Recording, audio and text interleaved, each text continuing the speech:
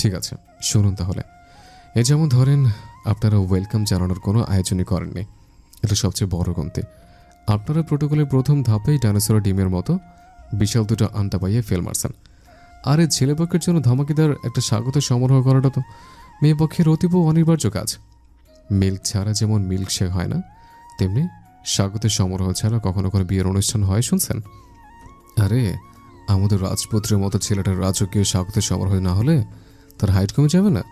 আচ্ছা, তাও না হয় অনেক কষ্টেই বুকে ক্যাটরিনা কাইফ চাপা দিয়ে বরের ইনসাল্টটা মেনে নিলাম, কিন্তু বরের এই মহাকাশ সমান হ্যান্ডসাম বন্ধুটার ইনসাল্ট কীভাবে মানি আমরা? আরে, এমন দুর্ধর্ষ পৃথিবী কাঁপানো সৌন্দর্যের ভরপুর বন্ধুর কোনো স্বাগত করে ব্যবস্থায় রাখেননি।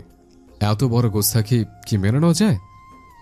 আর কিছু না হোক, অন্তত শখানেক সুশ্রী রমণীদের হাতে একটু ফুলি বর্ষণ করে দিতেন, সাথে সেই রমণীদের চুমুর বর্ষণও দিলে মন্দ হতো না। ব্যাস, এতটুকুই যথেষ্ট ছিল। আমার আবার বেশি অহংকার নেই, অল্পতেই মানিয়ে নেই নিজেকে। সত্যিই কত মহান আপনি। আপনার মহানতা স্বচক্ষে দেখতে পেরে জন্ম সার্থক আমার। আমি অতি দুঃখিত বিআই সাহেব, আপনি একটু বসেন। আমরা এক্ষুনি আপনার মতো মহান ব্যক্তি স্বাগত করার ব্যবস্থা করছি। ঠিক আছে ঠিক আছে, এত করে যখন বলছেন তাই মনে করে কিভাবে? আমার আবার কোমল হৃদয় একটুতেই গলে যায়। সত্যি কত কোমল প্রাণ আপনি। আমি এক্ষুনি আপনার জন্য ওয়ার্ল্ড বেস্ট স্বাগত সমারোহের আয়োজন করছি। আপনি বসুন, ততক্ষণে আসছি 5 মিনিট পর। আবির চেয়ারে বসলো আয়েশি ভঙ্গিতে, পায়ের ওপর পা তুলে। আহানা গেল স্বাগত সমারোহের ব্যবস্থা করতে। 5 মিনিট বলেও প্রায় 10 মিনিট পরে ফিরল সে। মুখে বিস্তর একটা প্লাস্টিক হাসি ঝুলিয়ে দাঁড়ালো আবিরের সামনে। অমায়িক সুরে বলল, তো বিআই সাহেব তৈরি তো? আপনার স্বাগত সমারোহ একদম রেডি। আই হোপ আপনি অবশ্যই স্যাটিসফাই হবেন। আবির উৎসাহিত কণ্ঠে বলল, আমি তো এবার রেডি। তাহলে নিন guys, let's go for it. বলেই একটা রহস্যময় বাঁকা হাসি দিয়ে আবিরের সামনে থেকে সরে গেল আহানা, এবং সাথে সাথেই এক ঝাঁক মেয়ের দল এসে ঘিরে নিল আবিরকে। তাদের দেখে আবিরের আত্মা উড়ে তালগাছে উঁচু ডালে ঝুলে পড়ল। এক লাফে চেয়ারের ওপর 2 পা তুলে উঠে বসলো সে। আতঙ্কে চোখে মনে ফটাস করে ফেটে যাবার উপক্রম। কারণ তার সম্মুখে আসা নারীগুলো সেই রকম না যেমন আবিরের ধারণায় থাকে। ওকে এই মুহূর্তে ঘিরে আছে এক ঝাঁক হিজড়ার দল। অনাকাঙ্ক্ষিত এই ঝটকার জন্য আবির মোটেও প্রস্তুত ছিল না। বেচারা এখন একদল গুন্ডার হাতে আবদ্ধ অসহায় নারী টাইপ ফিলিং হচ্ছে। ওদের মাঝে একজন 2 হাত উঁচু করে তালি বাজাতে বাজাতে আবিরের কাছে এগিয়ে আসতে আসতে তাদের নিজস্ব ভঙ্গিতে বলল, আই হাই হাই, এই ছেলে, তুই তো আসলে অনেক সুন্দর রে। একবারে রসে চুবানো রসগোল্লা একখান, পোলা তো নয় যেন আগুনের গোলা। আজ তোর সাথে মজা হবে অনেক। শুকনো ঢোক গেল আবির। অসহায় মুখে ফিসিল হেসে বলল, মজা? না না, এসবের কি দরকার? আমার মাঝে মজা বলতে কোনো ফিচার নেই। রাঁধুনি মশলা দিয়ে রান্না করে খেলেও কোনো মজা পাওয়া যাবে না আমার মাঝে। আর সৌন্দর্যের তো ছিঁড়ে ফোটা নেই আমার মাঝে। অনুবীক্ষণ যন্ত্র দিয়ে রিসার্চ করে আমার মাঝে সৌন্দর্য কোনো জীবনেও খুঁজে পাবেন না। আরে, আমি তো এতই কুলছিত যে আয়নার সামনে গেলে আয়নায় ফটাস করে ফিরে যায়। বাড়িতে আমার মুখের উপর তেনা দিয়ে ঠেকে রাখে, নাহলে মেহমান আসলে ভয় পেয়ে যায়। আপনারা বোধহয় কোনো ভুল করছেন। আমি বরং এখন আসি। হ্যাঁ। বলেই আবির চেয়ার থেকে নেমে কেটে পড়তে চাইল, কিন্তু তার কৌশল সফল হলো না। হৃদপুষ্ট গঠনের এক হিজড়া এসে আবিরের হাত টেনে ধরে বলল, আরে কই যাস পোলা? আয়, আইসকা তোর সাথে পাশা খেলমু শোনা। আবির বেচারা করুণ সুরে বলল, আরে না না, আমি তো জীবনে লুডো খেলিনি কখনো। খেলাধুলা আমার একদমই পছন্দ না। আমাকে যেতে দিন না, বাচ্চাকে জান লেগা ক্যা। কিন্তু আবিরের আকুতি কানে নিল না তারা। আবিরের হাত ধরে টেনে নিয়ে যেতে চাইল। আবির যেতে চাইছে না কোনো মতেই। নিজের ইজ্জতের যেন আজ সত্যি সত্যি বিপদের মুখে। আবির যেতে চাচ্ছে না দেখে এবার হিজড়িটি আবিরকে ধরে সোজা কাঁধে তুলে নিল। বেচারা নিজেকে বাঁচাতে হাত পা ছোড়াছুড়ি করছে আর বলছে। বিহান ওর অবস্থা দেখে হাসতে হাসতে বলল, নিজের বাস নিজে সামলা, আমি কিছু করমুর পারমু না। আমি কইছিলাম আজাইরা ভাব দেখাইতে, এখন ল ঠেলা। আবির নিজেকে আর বাঁচানো আর পথ পেল না। তারা সবাই সাউন্ড বক্সে পোলাতো নয় একটা আগুনের গোলা গান ছেড়ে আবিরকে নিয়ে নাচানাচি শুরু করে দিল। সবাই আবিরকে ঘিরে ধরে এদিক ওদিক টানাটানি করে নাচানাচি করছে। আবির বারবার পালানোর চেষ্টা করেও পারছে না। তারা ধরে ফেলছে। আবিরকে উঁচু করে ধরে সবাই মিলে তার সাথে খেলনার মতো খেলছে। কেউ কেউ আবার আবিরের নিতম্বে চিমটি কাটছে। আবিরের নিজেকে গুন্ডাদের কাছে টিজ হওয়ার মতো অসহায়ত্ব ফিল হচ্ছে। বেচারার অবস্থা নাজেহাল। ছেলেদের মা কেঁদে বাঁচে অবস্থা। প্রায় 10-15 মিনিট ধরে এভাবেই টানা হেঁচড়া করে বেচারা আবিরের নাড়ে ভুড়ি কিমা বানিয়ে দিল তারা। অবশেষে তালি বাজাতে বাজাতে তারা আবার চলে গেল। আবির চুষে খাওয়া আমে পড়ে রইল নিচে, যেন এইমাত্র তার উপর দিয়ে শিডিউল বয়ে গেছে। যুদ্ধের বিধ্বস্ত সৈনিকের মতো হাল তার। তার এই অবস্থা দেখে বাকিদের হাসতে হাসতে গড়াগড়ি। আহানা আবিরের উদ্দেশ্যে বলল, কি বিআই সাহেব, এবার আপনি স্যাটিসফাই তো? এবার নিশ্চয়ই আমাদের আয়োজনে আপনার কোনো কমতি চোখে পড়ছে না? পড়লে বলবেন, আমরা স্যাটিসফ্যাকশন দিতে অলওয়েজ প্রস্তুত। আবির তীক্ষ্ণ দৃষ্টি নিক্ষেপ করলো আহানার পানে। কিছুক্ষণ স্থির দৃষ্টি রাখে, মুখ অন্যদিকে ঘুরিয়ে ঠোঁট বাঁকিয়ে হাসলো খানিক। তারপর আচমকা ঝট করে এক লাফে উঠে দাঁড়ালো সে। চুলে হাতের আঙুল ঢুকিয়ে এলোমেলো চুলগুলো পেছন দিকে সেট করে পাঞ্জাবির হাতা গোটাতে গোটাতে আহানার দিকে ধীরে ধীরে এগিয়ে আসতে আসতে বলল, না বিয়ান সাহেবা, আপনার প্রচেষ্টা যথেষ্ট ছিল, তবে আমি ব্যক্তিটা একটু ইউনিক তো, এত সহজে আমাকে ইমপ্রেস করা যায় না। তো আপনাকে আরেকটা সুযোগ দিচ্ছে। আপনি তো জানেন আমি কত মহান, মহানতার সাগর আমার মাথার উপর দিয়ে বয়ে যায়। তো এবার আমি নিজে আপনাকে সাহায্য করব আর বোঝাবো কিভাবে স্যাটিসফাই করতে হয়। বলতে বলতে আহানার সামনে এগিয়ে এলো আবির। আবির ভাবসাব সুবিধার মনে হলো না আহানার। হালকা ভীতি মনে সে পিছিয়ে যেতে চাইলো, কিন্তু তা হতে দিল না আবির। খপ করে তার হাত ধরে এক ঝটকায় নিজের কাছে এনে দাঁড় করালো আবির। আহনা খানিকটা থতমত খেয়ে গেল। আবির চোখে চোখ রেখে বাঁকা হেসে বলল, কোথায় পালাচ্ছেন মিস বিয়ান সাহেবা? আপনারা বললেন স্যাটিসফ্যাকশন দিতে আপনি অলওয়েজ প্রস্তুত, তো না দিয়ে পালাচ্ছেন কেন? বাই দ্য ওয়ে, আপনার চিকন কোমরে ঠুমকা লাগলে এ অথম স্যাটিসফাই হতেও বাধ্য। বলেই আবির আহানার হাত ধরে ঘুরিয়ে তাকে স্টেজের সামনে ফাঁকা জায়গায় ছুঁড়ে মারল এক প্রকার। ডিজের দিকে ইশারা করে দিল মিউজিক প্লে করার জন্য। মিউজিক বাজতে আবির আহানার আশেপাশে ঘুরে ঘুরে তাকে টিস করে করে নাচলো আর গাইলো, पहन का जोरा लाल कलर का तूने मचाया खूब तहलका, बाय गॉड तू लगती है जैसी स्विमिंग पूल में फुल का मुल्का, चल दिखा जरा तो तेरा डांस मूव है, सुन जरा मस्त ग्रूव है, मामला फुल प्रूफ है, सोनिया दिल पे गिरी एक जोर की बिजली, लंक तेरे जब लाश कर, शो मी द ठुमका डा डा डा डा डा ठुमका डा डा डा डा डा ठुमका डा डा डा डा डा हा हा, शो मी योर ठुमका डा डा डा डा डा ठुमका डा डा डा डा डा ठुमका डा डा डा डा डा ठुमका। এই পর্যায়ে আহানাও আবিরের জবাব দেয়, হাট, 6 ফুট 3.5 হাইটে, লুজ ক্যারেক্টার প্যান্টাইটে, পুত্তার পেইসে ওয়ালে ডাটকা, হার দিন ফাইডে নাইটে, চাল দিয়া যারা জোতেরা ডান্স মুভে, কায়িকা অ্যাটিটিউডে, সোয়াঘে ঝুটমুঠে। ওদের দুজনের সাথে আরো ছেলে মেয়ে এসে নাচে যোগ দিয়ে ছেলে আর মেয়ে পক্ষের মাঝে একটা ফুল অন ডান্সিং কম্পিটিশন শুরু হয়ে গেল। এক পর্যায়ে সবাই উড়াধুরা নাচ শুরু করে দিল। বিহানো হিয়ার হাত ধরে নিয়ে এলো ডান্স ফ্লোরে। সবাই নাচ গানে মত্ত। নূর সেসবে দেখছে হাসি মুখে আর এনজয় করছে, কিন্তু এসবের মাঝে আদিত্য আছে তার মতলবে হাসিলে। সবাই নাচ গানে মত্ত। সেই সুযোগে আদিত্য দুষ্ট হাত পেছন দিয়ে নূরের শাড়ির ফাঁকে কোমরে চালান হয়ে গেল। আচমকা এহেন কাণ্ডে হকচকিয়ে কেঁপে উঠল নূর। চোখ বড় বড় করে তাকালো আদিত্যের পানে। কোমরে হাতের বিচরণ দ্রুত ঘটছে। নূর করুণ সুরে ফিসফিস করে বলল, কি করছো? ছাড়ো না প্লিজ, কেউ দেখে ফেলবে। আদিত্য হাত তো সরালো না, বরং টুস করে নূরের গালে একটা চুমু এঁটে দিল। নূরের চোখের আকার আরো বড় করলো।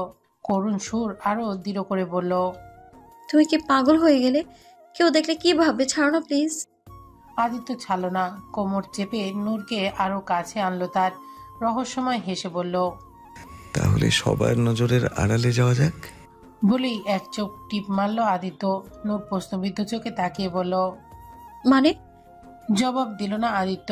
আচমকা উঠে দাঁড়িয়ে নূরকে ঝট করে পাজাকোলা তুলে নিল।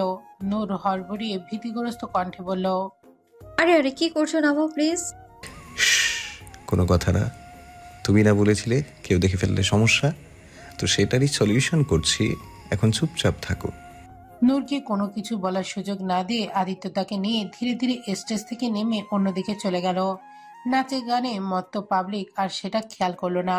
আদিত্য নূরকে নিয়ে আস্তে আস্তে বাসার পেছন সাইডে এলো। সেদিকে চোখ যেতেই আচমকিত হয়ে গেল নূরের চোখ মুখ। তার সামনে দেখতে পেল সে অপূর্ব এক দৃশ্য। এখানে গোলাকার একটা ছোট্ট সুইমিং পুলের মতো বানানো হয়েছে। পানির উপরে হাজারো লাল গোলাপের পাপড়ি ছড়ানো। পুলের চারিদিকে সুগন্ধি মোমবাতি জ্বলছে। নূর চমকিত চোখে তাকালো আদিত্যের মুখ পানে। আদিত্য মুচকি হেসে বলল, কি ভেবেছিলে আবার অ্যাঞ্জেলের হলুদ বুঝি বাকিদের মতো একঘেয়ে হবে? যেমন হলুদ আমি লাগিয়েছি তেমন হলুদ ধুয়েও আমি দিব। আমার পরিটার হলুদ ধোঁয়ার ব্যবস্থাও হবে পরীর দেশের মতোই। নূর যেন বাসা হারিয়ে ফেললো এই মুহূর্তে। আদিত্য তার জন্য এসব কখন করলো সে তো টেরই পেল না। লোকটা আসলেই জাদুকর। তার এই জাদু মোহনীয়তায় দ্রবীভূত হয়ে তার বুকে ঢলে পড়ছে যেন। আদিত্য তার প্রেয়সীকে নিয়ে আস্তে আস্তে ফুলের পাপড়ি ছাড়ানো পানিতে পা রাখলো। পানি খুব বেশি না, হাঁটুর কিছুটা ওপর পর্যন্ত হয়তো গভীরতা হবে। আদিত্য নূরকে নিয়ে পুলের মাঝে এসে পানির মাঝে পা ভাঁজ করে বসলো। বসার দরুন পানি তাদের পেট পর্যন্ত এলো প্রায়। নূর এখনো আদিত্যের বাহুডোরে। লাজুক মুখটা লুকিয়ে আছে তার বক্ষ মাঝে। আদিত্য নূরের থুতনিতে আঙুল রেখে মুখটা সামনে তুলে ধরল। লজ্জায় তাকানো দায় নারী। আদিত্য নজরে নেশা পারদ। ঘোর লাগা কণ্ঠে সে বলল, তাকাও অ্যাঞ্জেল। লাজে ভরা ডাগর ডাগর আঁখি যুগল মেলে তাকালো নূর। আদিত্যর ওই মাদকতার চাহনিতে নজর পড়তেই সর্বাঙ্গ বুঝি হিম হয়ে এলো নূরের। পাল্লা দিয়ে বাড়ল নিঃশ্বাসের গতি। আদিত্যের তীক্ষ্ণ নজর নূরের কম্পিত অধর পানে। মুখ নামিয়ে আলতো করে অধর ছোঁয়ালো নূরের কোমল অধরে। কম্পনের শিহরণে চোখ বুজে নিল আবারও নূর। কাঁধ চেপে ধরল শক্ত করে। আদিত্য মাথা তুলল। হাতের তালুতে পানি নিয়ে প্রথমে নূরের গালে হলুদ ধুয়ে দিল সযত্নে, আঙুলের আলতো স্পর্শে। চোখ বুজে রইল নূর। চাওয়ার সাহস কোথায় তার? নিঃশ্বাস ভারী হচ্ছে ক্রমাগত। মুখের পর নূরের হাতে হলুদ ধুয়ে দিল। পা দুটো আবার টান করে শাড়ি একটু সরিয়ে আদিত্য লাগিয়ে দেওয়া হলুদ পরিষ্কার করতে লাগলো পা থেকে। নূরের বেসামাল নিঃশ্বাস বুঝি এবার আটকে যাচ্ছে। আদিত্যর কাঁধে মুখ গুজেল সে। দুই হাতে আদিত্য দুই কাঁধ খামচে ভারী নিঃশ্বাস ফেলতে লাগলো সে। সেই নিঃশ্বাসের তোর নেশায় মাত্রা বাড়ালো আদিত্যের মাঝে। নূরের ভেজা অঙ্গ আর অঙ্গ থেকে আসা হলুদের সুগন্ধই মাতোয়ারা করে দিচ্ছে তাকে। সিক্ত কোমরে আদিত্যের হাত বিচরণ অনুভব করলো নূর। কম্পনের মাত্রা বাড়ল তার। পরপর কাঁধে আদিত্যের অধরের স্পর্শ পেল নূর। শিহরণে কাঁধে বেঁকে এলো তার। কোমর চেপে আরো নিবিড়ভাবে মেশালো নিজের সাথে নূরকে। কাঁধে অধরের তীব্রতা বাড়ল। খানিক বাদে আদিত্য নূরের কাঁধ থেকে মাথা তুলে এক হাতে নূরের মুখটা সামনে ধরল। চোখ বন্ধ তার। ভারী নিঃশ্বাস আর কম্পিত সর্বাঙ্গ। তিত্তির কাঁপছে তার সিক্ত অষ্টদয়। ভেজা ঢোক গিলল আদিত্য। নেশায় পাগল সে। মুখ নামিয়ে মিলিত করলো দুই জোড়া অধরদ্বয়। মেতে উঠল অধর নীলার খেলায়। কম্পনের দিশেহারা নূরের সর্বাঙ্গ। হাতের মুঠোয় খামচে ধরে আছে আদিত্যের কাঁধের পাঞ্জাবি। আদিত্যের মাদকতা বাড়ছে। যেন কোনো সিন্ধুতে তলিয়ে যেতে নিমগ্ন সে। নূর যে আর পাচ্ছে না। দম আটকে আসছে তার। সে নিজেকে ছাড়ানোর জন্য সরে আসার চেষ্টা করলো। তখন থামলো আদিত্য। অধর যুগল আলাদা করে নূরের কপালে কপাল ঠেকিয়ে হাঁপাতে লাগলো দুজন। নিজেকে খানিকটা ধাতস্থ করে আদিত্য বলল, আজ বিয়ের অনুষ্ঠান আদিত্য নূরের। সকাল থেকেই তোড়জোড়ে ব্যস্ত সকলে। বাড়ির বিশাল লনে ডেকোরেশন করে বিয়ের আয়োজন করা হয়েছে। ডেকোরেশনের থিম রাখা হয়েছে সাদা রঙের। সাদা রঙের ফুল, সাদা ডেকোরেশনের ফেব্রিক আর হোয়াইট স্টোনের অপূর্ব সাজে বিয়ের আসর সাজানো। শুভ্রতায় মোহনীয় যেন পুরো জায়গাটা। ক্যাটারার খাবারের আয়োজনে ব্যস্ত, আর বাসার লোকজন ব্যস্ত সাজসজ্জার আয়োজনে। নূরকে সাজাতে পার্লার থেকে লোক এসেছে। আহানা আর হিয়াও তাদের কাছেই সাজবে। বিহান আর আবির আদিত্যকে রেডি করছে। সাদা পাঞ্জাবির উপর খয়েরি রঙের শেরবানি আর মাথায় সাদা পাগড়ি। বিহান তাকে রেডি করতে করতে বলল, বাহ, মাশাল্লাহ, কি লাগতেছে মাইরি। পুরাই রাজপুত্র, বাবি পুরাই ফিট খাইবা গা আজকা। পাশ থেকে আবির দুষ্টুমি করে বলল, আরে লোক থেকে ফিট না খেলেও আদির পারফরমেন্সে ঠিকই ফিট খাবে ভাবি। বেচারা আজ কত বছর ধরে ক্ষুধার্ত বাঘ হয়ে আছে। আজ পর্যন্ত তার ভরা যৌবনে কেউ সাঁতার কাটতে পারেনি। তার যৌবন তো ওভারলোড হয়ে গেছে। আজ তো সিডো রানা পারফরমেন্স দিবে আদি। বিহান হেসে দিল। আদিত্য গরম চোখে তাকিয়ে দুম করে আবিরের পিঠে কিল মেরে দিয়ে বলল, শাট আপ ইডিয়েট। শরীর কাঁপিয়ে হাসলো আবির। সন্ধ্যার দিকে মেহমানরা আসা শুরু হলো। বিয়ের আনুষ্ঠানিকতা পুরোপুরি শেষ হয়ে গেল। বরবেশে আদিত্যকে নিয়ে আবির আর বিহান যখন বিয়ের আসরে পৌঁছালো, তখন তাদের সামনে বাধা হয়ে দাঁড়ালো আহানা, হিয়া সহ একদল রমণী। মাঝখানে ফিতা বাঁধা। এই ফিতা বাঁধা অতিক্রম করে যেতে হলে রমণীদের দাবি মানতে হবে, এটাই পরিস্থিতি। আহানা জোর গলায় বলল, এত সহজ না ভাইয়া। আপনার বউয়ের কাছে যেতে চাইলে আগে আমাদের দাবি মানতে হবে। 50,000 দিতে হবে, তাহলেই যেতে পারবেন। আবির আটকে ওঠা ভঙ্গিতে বলল, হোয়াট? এক মিনিট, এখানে কি মাত্র 50,000 উল্লেখ করা হলো? জি হ্যাঁ বিআই সাহেব, কানে কি কম শোনেন? জি না বেঞ্চ সাহেবা, কানে ঠিকই শুনি। তবে আপনাদের দাবি শুনে কানের পর্দা ফেটে গেছে আমার। বলে নাকি 50,000? আরে দিন দুপুরে ডাকাতি করা হচ্ছে। এই বিহান, পুলিশকে ফোন লাগা, বল এখানে বিয়ে বাড়িতে কুখ্যাত ডাকাতনির দল হাজির হয়েছে। ফুলন দেবীর সদস্য সবগুলো। আদিত্য পাশ থেকে বলল, আরে ছাড় না, আমি দিচ্ছি ওদের টাকা, তাতে কি হয়েছে? আরে বললেই হলো নাকি? খবরদার, কোনো টাকা দিবে না তুই। আরে আমরা দেশের জাগ্রত নাগরিক, এইভাবে অনৈতিক কর্মকাণ্ডকে চুপচাপ মেনে নিতে পারি না আমরা কিছুতে। এটা তো মানবাধিকার লঙ্ঘন। এদের একটা দাবি মানলে এদের লোভ বাড়তেই থাকবে। কখন না জেনে বলে আমাদের ইজ্জত চায় তাদের, তখন এই অবলা ছেলেদের কি হবে? এই ডাকাতনীদের হুমকির সামনে দমে যাবো না আমরা? বিদ্রোহী তরুণ আমরা, যার হাতে যা আছে তাই নিয়ে ঝাঁপিয়ে পড়ো। বাধা যখন দিয়েছে, বারে আধো দেব। এই ডাকাতনীদের হাত থেকে নিজেদের রক্ষা করিয়ে ছাড়বো আমরা। এবারে সংগ্রাম টাকা না দেওয়ার সংগ্রাম, এবারে সংগ্রাম ডাকাতনীদের তাড়ানোর সংগ্রাম। আবির বিহানের উদ্দেশ্যে বলল, কিরে তুই চুপ আছিস কেন? তুই প্রতিবাদ কর। হ কইতাছি তো, আমরা এই দাবি। বিহানের কথার মাঝে ইহা এক বুড়ো উঁচিয়ে তীক্ষ্ণ দৃষ্টিতে তাকিয়ে বলল, এই দামি কি? বেচারা বিহান বইয়ের ভয়ে তড়িৎ গতিতে কথার মোড় ঘুরিয়ে বলে উঠল, মাইনা লমু। আর কি মানা করবার পারি না কি? তোমরা কত ভালো কথা কইতাছ, এটা না মানার মতো কোনো কথাই না। আবির টিভি সিরিয়ালের মতো ঠাস করে ঝটকা খাওয়া চোখে তাকালো বিহানের দিকে, আহত স্বরে বলল, শালা রাজাকার, আজ তোদের মতো রাজাকারদের জন্যই নারী জাতি ডাকাতনীদের দ্বারা শোষিত হচ্ছে আমরা। তোরে তো আমি বড় দেখছি। আর আমি আহানা এর মাঝেই বলে উঠল, ও হ্যালো, এখানে কি মাছ বাজার চলছে নাকি? ক্যাচাল বাদ দিয়ে টাকা ছাড়েন, নইলে আপনাদের বিদ্রোহীদের টুকরি মাথায় নিয়ে বাড়ি ফিরে যান। বইয়ের কাছে আর যেতে পারবেন না। বললে হলো নাকি? কোনো টাকা ফাঁকা ছাড়া হবে না, আর ফিরেও যাব না। দেখি কিভাবে আটকান আমাদের। আজ তো দেখা যাক কার আছে কত দাম। আবিরের এত প্রোটেস্টের ওপর এক বালতি গোবর পানি ঢেলে দিয়ে আদিত্য চেকবুক কেটে 50,000 টাকার একটা চেক আহানাতকে দিয়ে বলল, এই নাও বোনেরা, এবার আমাকে আমার বইয়ের দর্শন করতে দাও একটু। আহানাদের মুখে বিশ্বজয়ের উল্লাস আর হতাশ। আবির ঠাস করে হৃদয় ভেঙে টুকরো টুকরো হয়ে গেল টাইপ অবস্থা তার। ব্যাকগ্রাউন্ডে গান বাজলো যেন। আদিত্য ভেতরে গেল, সাথে বাকিরাও। ভাঙা মনে থেকে গেল কেবল আবির। বেচারা বিড়বিড় করে বলল, এই কাদের জন্য লড়ছে সে? এখানে তো সবাই বিরোধী দলের কবলে। মানবতা আজ কোথায়? আদিত্যকে স্টেজে এনে বরের সিংহাসনে বসানো হলো। কিছুক্ষণ পর এলো তার হৃদয়ের রানীটি। লাল রঙের বেনারসিতে বধূ সাজিয়ে সুসজ্জিত সে, যেন আসমান থেকে সিঁড়ি বেয়ে নেমে আসছে কোনো অপসরের রানী, যার আগমনে আদিত্যের হৃদরাজ্য নুরানি আলোর আলোকিত হয়ে উঠল যেন। আহানা আর হিয়া নূরকে নিয়ে এসে বসালো আদিত্যের পাশে। নূর তাকালো আদিত্যের পানে। তখনই আদিত্যর একাগ্র নজরে নজর বিঁধল তার। লাজুক হেসে নজর নুইয়ে ফেলল নূর। তার চুড়িতে ভরা মেহেন্দি রাঙা হাতটা নিজ হাতের মুঠোয় নিল আদিত্য। মুগ্ধ মনে বলল, আমার সুন্দরী বুধু। নূরও প্রত্যুত্তরে বলল, আমার সুদর্শন বর।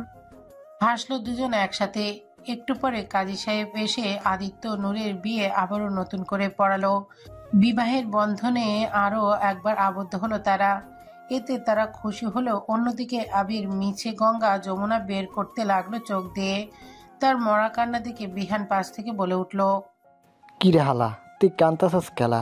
এমতে খুশির সময় কেউ কান্দে? কান্দার কি হইল ইয়ানে? আরে কাঁদবো না, চোখের সামনে কীর্তির বন্ধুটা এইভাবে শহীদ বনে গেল আর আমি কিছু করতে পারলাম না। প্রথমে একটা ছিল, এখন তো আমার দুইটা বন্ধু শহীদ বনে গেল। দুঃখ ভরতে ভরতে কলিজে পথই হয়ে গেল আমার। বলতে বলতে নাকের পানি নুরমালে মুছল আবির।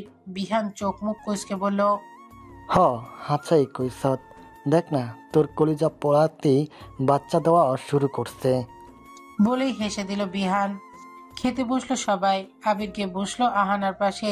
বসে অ্যাটিটিউড নিয়ে বলল, এই যে বেঞ্চ সাহেবা, তখন তো খুব লোটে নিলেন আমাদের, এবার আপনাদের সেবার পালা। নিন, সুন্দর করে খাই দিন আমাকে। আহানা তার ছিল সুরে বলল, বয়ে গেছে আমার, নিজের হাত দিয়ে পারলে খান, নইলে হাওয়া খান। বলেই উঠে যেতে চাইলো আহানা, কিন্তু সক্ষম হলো না তাতে সে। আবির তার হাত ধরে টান মেরে ঘুরিয়ে এক ঝটকায় নিজের কোলের উপর এনে বসালো। হকচকে উঠল আহানা, নিজেকে ছাড়ানোর চেষ্টা করলো অনেক, কিন্তু আবিরের শক্ত বাঁধনে জোরে পারল না। আহানা রাগ দেখিয়ে বলল, কি করছেন দেখছি সবাই, ছাড়ুন। হু কেয়ার্স, আবির বরাবর উচ্ছন্ন। আপনাদের অনেক দাবি দাওয়া তো পূরণ করলেন বেঞ্চ সাহেবা, এখন একটু আমাদেরকেও করা হোক। খাইয়ে না দিলে এখানে বসে থাকতে হবে সারা রাত। And believe me, I love to do this. Ahana বুঝলো আবির তাকে এভাবে ছাড়বে না। ঘাটতারাকে সে ভালো করেই চেনে, তাই অগত্যা তার কথা মেনে নিয়ে বলল, আচ্ছা আচ্ছা ঠিক আছে, দিচ্ছি, আগে নামান আমাকে। বাঁকা হেসে হাতে সরিয়ে আহানাকে ছাড়ল আবির। আহানা সামনে চেয়ারে বসলো। আবিরের যেতে রক্ষার্থে সে প্লেটে খাবার বাড়লো। হাতের লোকমাটা নিয়ে আবিরের মুখের সামনে ধরলো। আবির মুখে নিল খাবার, সাথে আহানার আঙুলগুলো মুখে নিল তো ঠিকই, কিন্তু বের আর করছে না। আহানা পড়ে গেল বিপাকে। হাত বের করছে না দেখে সে বলল, আরে হাত শুদ্ধ খাবেন নাকি, হাত তো ছাড়ুন। আবির হাত ছেড়ে বলল, আরে বেঞ্চ সাহেবা, আপনার হাতটা এত বেশি টেস্টি লাগছিল, রোস্টের চেয়েও মজাদার। আপনার হাতে কি রাধে মশলা মাখিয়ে রান্না করেছেন? বলুন না। একদম মুখরোচক আঙুলগুলো। দেখ। খাবার রেখে দ্রুত দৌড়ে বের হয়ে গেল আহানা। হাসতে হাসতে কুটি কুটি আবির। অবশেষে সব আনুষ্ঠানিকতা শেষ, সময় এলো আদিত্যের রুমে যাওয়ার, যেখানে বাসর ঘরে অপেক্ষা করছে তার নববধূ। যদিও সেখানে যেতেও আবারও দস্যুদের দাবি মানতে হলো তাকে। আহানা আবারও খসালো তার পকেট।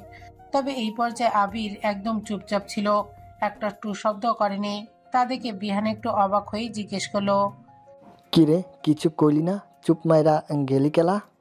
আবির বলল, আমার এই ভরা যৌবনে মরার শখ নাই ভাই।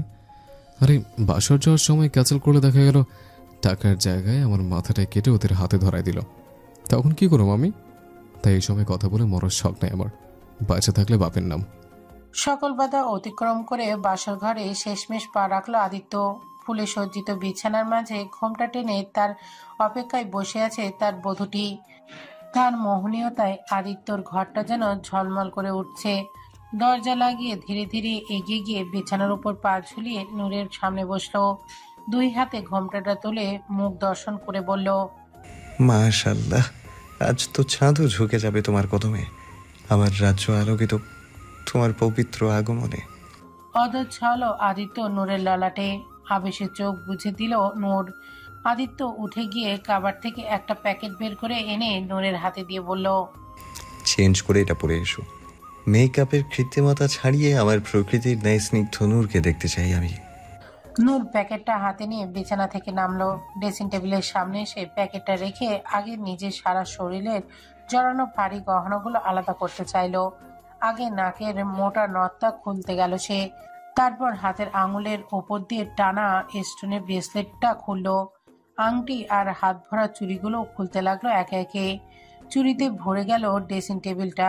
হাত খালি হতে সে এবার মাথার ঘোমটাটায় হাত দিল, কিন্তু পেছনের পিন অনেকগুলো লাগানো। সে হাতড়িয়ে খুঁজে পিন খোলার চেষ্টা করতে লাগলো, তবুও না দেখে সবগুলো কেমন খুলতে পারছে না সে। পার্লারের মেয়েগুলো এমনভাবে লাগিয়েছে এখন খোলাই মুশকিল হচ্ছে। হঠাৎ মাথায় অন্য হাতের উপস্থিতি টের পেল নূর। হালকা চকিত নজরে আয়নায় তাকাতেই নিজের পেছনে আদিত্যের অবস্থান পেল সে। থমকিত হলো খানিকটা। আজ যেন এই পুরুষটা আবহ তাকে কেমন অন্যরকম অনুভূতির আলোড়নের জর্জরিত করছে। লজ্জাগুলো যেন আজ বেশি বশীভূত করছে তাকে। আদিত্য আস্তে আস্তে নূরের ঘোমটাটার পিনগুলো খুলে ঘোমটা নামিয়ে দিল মাথার উপর থেকে। উন্মুক্ত হলো নূরের খোপার নিচে গলা কাজ। আদিত্যর হাত পৌঁছালো গলার পেছনে নেকলেসের হুকে। হুক খুলতে খুলতে হাতের আঙুল ছুঁয়ে গেল নূরের কোমল গলায়, পিঠের উন্মুক্ত স্থানে।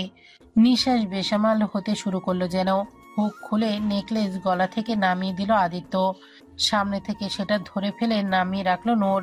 সবগুলো নেকলেস খোলা শেষে গলার পেছনে অধর লিপটিয়ে দিল আদিত্য। ততক্ষণেই চোখ বুজে ফেলল নূর। শিহরণের মাঝে হাড় কাঁপানো শীতের মতো কাটা দিয়ে উঠল প্রতিটা লোমকূপ। খুব গভীরভাবে চুমু খেয়ে মুখ তুলল আদিত্য। মুখ এলিয়ে দিল এবার কানের পেছনে। দাঁতের সাহায্যে কানের দুলের হুক টেনে খুলল নূরের। শিহরণে কাঁধ হালকা বেঁকে এলো নূরের। নিঃশ্বাসও ভারীর মাত্রা বাড়ছে পাল্লা দিয়ে। হুক খুলে ফেলে নূর দুলটা নামিয়ে নিচে রাখলো। একইভাবে অন্য দুলটাও খুলল। খোলা শেষে কানেও চুমু খেলো আদিত্য। এরপর মাথার চুলের ক্লিপগুলো খুলে খোপা খুলে দিল। চুলের মাঝেও অধর ছোঁয়ালো সযত্নে। এরপর শাড়ির আঁচলে হাত দিল সে। কাঁধের উপর ব্লাউজের সাথে আটকে রাখা সেফটি পিনটা খুলতেই আঁচলে পরিয়ে পড়ে যেতে নিলে নূর সেটা চেপে ধরে কম্পিত স্বরে বলল, আমি নিজেই করে নিব। আমি এখন ওয়াশরুম থেকে চেঞ্জ করে আসছি। আদিত্য নূরের কানের কাছে মুখ নিয়ে লো ভয়েসে বলল, কি হলো বউ, লজ্জা পাচ্ছ? শুধু এই শাড়ি কেন, আজ তো আমাদের মাঝে 1 ইঞ্চি সুতারও অবস্থান রাখতে দিব না আমি। নূর লজ্জায় আর দাঁড়াতে পারল না। প্যাকেটটা হাতে নিয়ে মুখের সামনে চেপে ধরে দৌড়ে ওয়াশরুমের দিকে চলে গেল। পেছন থেকে ঠোঁট কামড়ে হাসলো আদিত্য। হাসতে হাসতে বলল, come on sweetheart, I can't wait. Noor আস্তে আস্তে আদিত্য নিজেও তার বিয়ের পোশাক পাল্টে নিল। সাদা প্যান্ট আর সাদা পাতলা একটা শার্ট পরল সে। শার্টের বোতাম ওপরে 3টা খোলা। শার্টের ফাঁকে বুক দৃশ্যমান তার। রেডি হওয়ার পর রুমের লাইট ডিম করলো সে। জানালা আর ব্যালকনির দরজা দিয়ে ভরা চাঁদের রূপালী আলো প্রবেশ করে পরিবেশ যেন আরো মোহময় করছে। সাথে প্রকৃতিও আজ তাদের এই মধুর রাতলে মধুময় করতে শীতল পবন ছেড়েছে। বাতাসের জানালার পর্দা উঠছে এলোমেলো। নিজের কাজ শেষে নূরের জন্য অপেক্ষা করতে লাগলো সে। মিনিট 20 পর নূর বের হলো। দরজা খোলার শব্দে সেদিক ফিরে তাকালো আদিত্য। তাকাতেই বুঝি সর্বনাশ হলো তার। সকল ইন্দ্রিয় যেন তৎক্ষণাৎই ক্রিয়াহীন হয়ে পড়ল। সে যে স্বচক্ষে কোনো মানবীকে না, যেন কোনো তপ্ত লাভা দেখতে পাচ্ছে, যা আদিত্য সর্বঙ্গ ধ্বংস করে দিচ্ছে। নূর সাদা পাতলা জর্জের শাড়িতে নিজেকে জড়িয়েছে। গোসল করায় ভেজা চুলের পানি টুপটাপ ঝরছে এখনো। গায়ে আর কোনো কৃত্রিমতার লেশ নেই, শুধুই শুভ্র আর স্নিগ্ধতার প্রতিমা এখন সে। বাইরে থেকে আসা মাতাল পবনে বাতাসে শাড়ি আরো লেপ্টে যাচ্ছে তার বদনে, যার দরুন তার চিকন কোমর পিঠ স্পষ্টিত হচ্ছে, যে রূপ আদিত্যকে বিমোহিত করে দিচ্ছে, ঘায়েল করে দিচ্ছে সর্বত্র। নূর মাথা নইয়ে ধীর পায়ে একটু সামনে এগিয়ে এসে স্থির হলো। আদিত্য এই নজরে সব অগোছালো হয়ে যাচ্ছে তার। কোথায় দাঁড়াবে, কোথায় বসবে, কিচ্ছুটি ঠাওর করতে পারল না সে। আদিত্যর কদম অগ্রসর হলো ওই মহিষিনী নারীর পানে। চোখের পরদে তীব্র নেশার মাতালতা। নেশায় ভরা চোখে তাকিয়ে আদিত্যের এক কদম এসে দাঁড়ালো নূরের খুব কাছে। নূর তখনও মাথা নুয়ে। আদিত্যের হাত পৌঁছালো নূরের কোমরে। শাড়ির ফাঁকে হাত গলিয়ে কোমর পেঁচিয়ে টেনে নিল তাকে নিজের বাহুডোরে। নূরের মাথা ঠেকলো আদিত্যের বুকে, আর হাত দুটোতে ধরল আদিত্যের বুকের পাশে শার্টের অংশ। সদ্য শাওয়ার নেয় ভেজা চুলে নাক ডোবালো সে। চুলের ঘ্রাণে নিঃশ্বাস মাতোয়ারা করতে ব্যস্ত। নূর বিমূঢ় হলো। নিঃশ্বাসের জোর বাড়ল তার। আদিত্যের চুলে নাক ডুবিয়ে মাতাল কণ্ঠে বলল, এতটা ধ্বংস করেছ যে পারবে কি পরে সামলাতে? আমি যে আজ ভিঞ্চি হব, আর তুমি হবে আমার মোনালিসা। তোমাকে আবিষ্কার করব আজ নিজের সত্তা দিয়ে। চুল থেকে মাথা তুলল আদিত্য, বুক থেকে নূরের মুখটা তুলে ধরল সামনে, চোখ বন্ধ নূরের।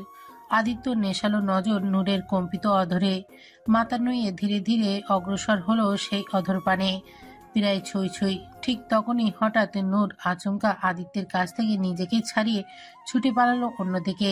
রাজু হেসে বলল, এত সহজে না জনাব। আদিত্য হালকা হেসে বলল, আচ্ছা তাই নাকি, দেখাই যাক। নূর ছুটতে লাগলো আদিত্যের হাত থেকে বাঁচতে। আদিত্য তাকে ধরার জন্য ছুটলো তার পেছনে। ঘরের চারিদিকে গোল গোল দৌড়াতে লাগলো দুজন। নূর এক সময় গিয়ে জানালার পর্দার পেছনে নিজেকে লুকিয়ে ফেলল, দুই হাতে পর্দা টেনে মুখের ওপর ঢেকে ফেলল। তা দেখে হাসলো আদিত্য, সেও দৌড়ে গেল নূরের সামনে। নূরের দুই পাশ দিয়ে হাত রেখে আটকে দিল তাকে। পর্দার ওপর দিয়ে নূরের কপালে কপাল ঠেকে বলল, এখন কোথায় পালাবে বউ? এবার তো আটকা পড়ে গেছো। নূর কিছু বলল না, শুধু ভারী নিঃশ্বাসের শব্দ আসে। আদিত্য ধীরে ধীরে এক হাত পর্দা ভেদ করে নূরের কোমরে গলিয়ে দিল, আর এক হাত নূরের মুখের ওপর থেকে পর্দা সরিয়ে দিল। চোখ বুজে কাঁপছে নূর, ভারী তার নিঃশ্বাসের ওঠানামা, যা আদিত্যকে করছে আরো তীব্র মাতাল। কাঁধের ওপর থেকে চুল সরিয়ে সেটাই অদর ছোঁয়ালো নিবিড়ভাবে। বিদ্যুৎ বয়ে গেল যেন নূরের সর্বাঙ্গে। দুই হাতের পর্দা চেপে ধরল সে। আদিত্য তার কাজে আরো মগ্ন হলো, গলা কাঁধে চুম্বন বর্ষণ করলো, কোমরে হাতের বিচরণ আরো জোরালো হচ্ছে। গলা থেকে মাথা তুলে আবারও মাথা তুলে নূরের মুখের দিকে তাকালো সে। নূরও সেই মুহূর্তে চোখ মেলে তাকালো। আদিত্য নেশায় নজরে নজর পড়তেই লজ্জায় হঠাৎ উল্টো হয়ে ঘুরে গেল সে। জানালার গ্রিল ধরে হাঁপাতে লাগলো সে। আদিত্য পেছন থেকে পিঠের ওপর থেকে চুলগুলো সরিয়ে দিল, পেছনের ফিতাটা একটানে খুলে ফেলল সে। ফর্সা মোলায়েম পিঠে আলতো করে কামড় বসালো। এবার আদিত্য। নূরের অবস্থা করুণ, দাঁড়িয়ে থাকা দায় তার। গ্রিল চেপে ধরে থরথর করে কেঁপে উঠছে নারী। পিঠেও অজস্র চুমুতে ঢেকে দিল আদিত্য। নূরের কাঁধ ধরে আস্তে করে সামনে ঘোরালো তাকে। বিমর্ষ নূর ঝট করে আদিত্যের বুকের মাঝে নিজের আশ্রয় খুঁজল, নিজেকে লুকিয়ে ফেলার ইচ্ছে যেন। আদিত্য ঝুঁকে কোলে তুলে নিল তাকে। নূরকে নিয়ে এসে ফুলে সাজানো বিছানায় শুয়ে দিল, মিলিত করলো অধরে অধর, ডুব দিল অধর সমুদ্রে। ভালোবাসার চাদরে মুড়িয়ে নিল নূরকে। দুজন দুজনেতেই খুঁজে পেল নতুন মোহনা। ঘুমের মাঝে মুখের উপর পানি ছিটা পড়তে কপাল কুঁচকে চোখ মেলে তাকালো আদিত্য। বালিশের ওপর উবুর হয়ে ঘুমিয়েছিল সে, উন্মুক্ত শরীরে কোমর পর্যন্ত সাদা চাদরে ঢাকা। চোখ মেলে তাকালে সে সাক্ষী হয় এক অপরূপ দৃশ্যের। ড্রেসিং টেবিলের আয়নার সামনে দাঁড়িয়ে ভেজা চুল ঝাড়ছে তার একান্ত আপন রমণী, তার বধূটি। সে চুলের পানি ছিটায় এসে লেগেছে তার মুখে। সদ্য শাওয়ার নিয়ে এসেছে সে, বোঝাই যাচ্ছে। আকাশি রঙের সুতির শাড়ি তার অঙ্গে, কাঁধ হালকা বাঁকিয়ে ভেজা চুলের একপাশে এনে তাওয়াল দ্বারা পেঁচিয়েছে তা। চুলের পানিতে পেছনে অনেকটা অংশ ভিজে গেছে। কোমরের উন্মুক্ত স্থানে বিন্দু বিন্দু পানির কণা জমে যেন মুক্ত দানার মতো চিকচিক করছে। সাথে গলা, ঘাড়, পিঠে গত রাতের আদিত্যের দেওয়া ভালোবাসার চিহ্নগুলোও জ্বলজ্বল করছে। সকাল সকাল চোখ খুলে এমন অপূর্ব মোহনতা দেখে যেন আদিত্য হৃদয় মন বিমোহিত হয়ে গেল মুহূর্তেই। সকাল যে কখনো এত সুন্দর হতে পারে তা জানাই ছিল না তার। যেমন গত রাতটা ছিল তার জীবনের সবচেয়ে সুন্দর রাত, তেমনি আজকের সকালটাও আদিত্যের জীবনের সবচেয়ে সুন্দর সকাল। যতটা সুন্দর হলে মানুষ নিজেকে পৃথিবীর সর্বসুখী জায়গায় পায়, নূরের উপস্থিতি মানেই তার জীবনে সুখের সাম্রাজ্য। সর্বসুখী সে। বিছানা ছেড়ে ধীরে ধীরে দাঁড়ালো আদিত্য। সাদা চাদরটাই কোমরে পেঁচিয়ে বাঁধলো পরনে। তারপর এগোলো নূরের দিকে। নজরের সীমানা জুড়ে মুগ্ধতা আর নেশায় ঘনঘটা। নূর তখনও নিজের মতোই চুল ছাড়তে মগ্ন। হঠাৎই নিজের শীতল কোমরে উষ্ণ হাতের স্পর্শে কেঁপে উঠে আয়নায় দৃষ্টি তুলে তাকালো নূর। নিজের পেছনে আদিত্যকে দেখে তৎক্ষণাৎই লাজে রাঙা হলো তার মুখমণ্ডল। থতমত গলায় বলল, উঠে পড়েছো তুমি? তৎক্ষণাৎ জবাব দিল না আদিত্য। নূরের শাড়ির ফাঁকে কোমর পেঁচিয়ে ধরে নিজের সাথে মিশিয়ে নিল সে। মুখ নামিয়ে নূরের কাঁধে জমে থাকা পানির কণা নিজের অধর লাগিয়ে শুষে নিল। চোখ বুজে হাতের তোয়ালে চেপে ধরল নূর। আদিত্য অধরের চলন বাড়ল, কাঁধ থেকে পিঠে অধর লেপটিয়ে নিয়ে এলো। সকল জলকণাগুলো একইভাবে টেনে নিল সে। হাতের বিচরণ আরো সুগভীর হচ্ছে। নূরের ভারী নিঃশ্বাসের পালা বাড়ছে। পায়ের আঙুলগুলো ভাঁজ হয়ে চেপে এলো তার। পিঠ থেকে মুখ তুলে এবার কানের কাছে চুলে নাক ডোবালো আদিত্য। চুলে নাক ঘষতে ঘষতে নেশাময় কণ্ঠে বলল, গুড মর্নিং অ্যাঞ্জেল। আমার জীবনে এই সকালটা আনার জন্য অনেক ধন্যবাদ তোমাকে। এমন সকাল আমি রোজ চাই। প্রতিটা মুহূর্ত তোমার রঙে রাঙাতে চাই। তোমার সুবাস আমার নিঃশ্বাসে চাই প্রতিক্ষণ। আমার বলতে আর কিছুই অবশিষ্ট নেই আমার মাঝে। সব তোমার মাঝে বিলীন। শুধু তুমিতেই আমি অমলিন। নূর চোখ বুজে শুনে যাচ্ছে আদিত্যের অনুভূতি বার্তা। সুখময় অনুভবে হৃদয় নিমজ্জিত। তনু মনে হাজার রঙে প্রজাপতি মেলা জমেছে। খানিক বাদে চোখ মেলে তাকিয়ে লাজুক সুরে নূর বলল, যাও শাওয়ার নিয়ে আসো, আমি তোমার কাপড় চোপড় বের করে দিচ্ছি। বলে নূর আদিত্যের বাহুডোর থেকে বেরিয়ে চলে যেতে নিল, কিন্তু তা হতে দিল না আদিত্য। পেছনের আঁচল টেনে ধরল সে। নূর থেমে গিয়ে কাঁধে হাত দিয়ে তার আঁচল চেপে ধরল। আদিত্যের আঁচল ধরে একটু জোরে টান দিলে নূর আবারও এসে আদিত্যের বুকে পড়ল। আদিত্য নূরের কোমর ধরে তাকে নিচের দিকে ঘোরালো। গালে আঙুল বুলিয়ে থুতনি ধরে মুখ উঁচু করে তুলে ধরল।